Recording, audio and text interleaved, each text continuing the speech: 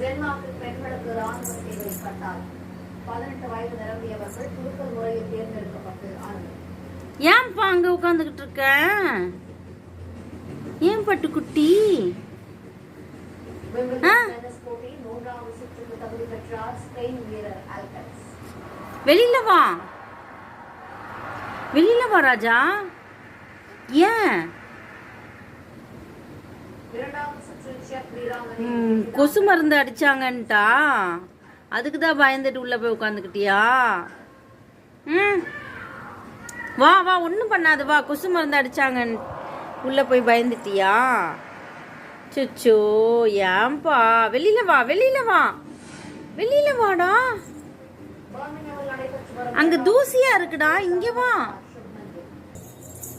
இங்க பாருங்க ஃப்ரெண்ட்ஸ், கொசு மருந்து அடிச்சாங்க. நேற்று மழை பெஞ்சதா, இங்கே ஃபுல்லாக கொசு மருந்து அடித்தாங்க காலையில். அதனால் எங்கள் வீட்டு நாய்க்குட்டி மியான் வந்து பயந்துட்டு போய் டேபிள் கடியில் உட்காந்துக்கிட்டோம். பாருங்க, ஃபுல்லாக புகை தான்.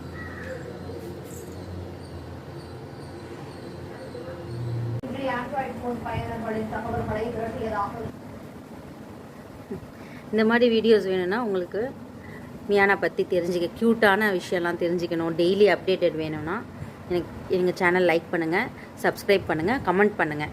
உங்களுக்கு எந்த மாதிரி மியானை பற்றி என்ன வீடியோஸ் வேணுமோ கமெண்ட் பண்ணுங்கள். நான் அந்த மாதிரி வீடியோஸ் போடுறதுக்கு ட்ரை பண்ணுறேன். பாய், அடுத்த வீடியோவில் பார்க்கலாம்.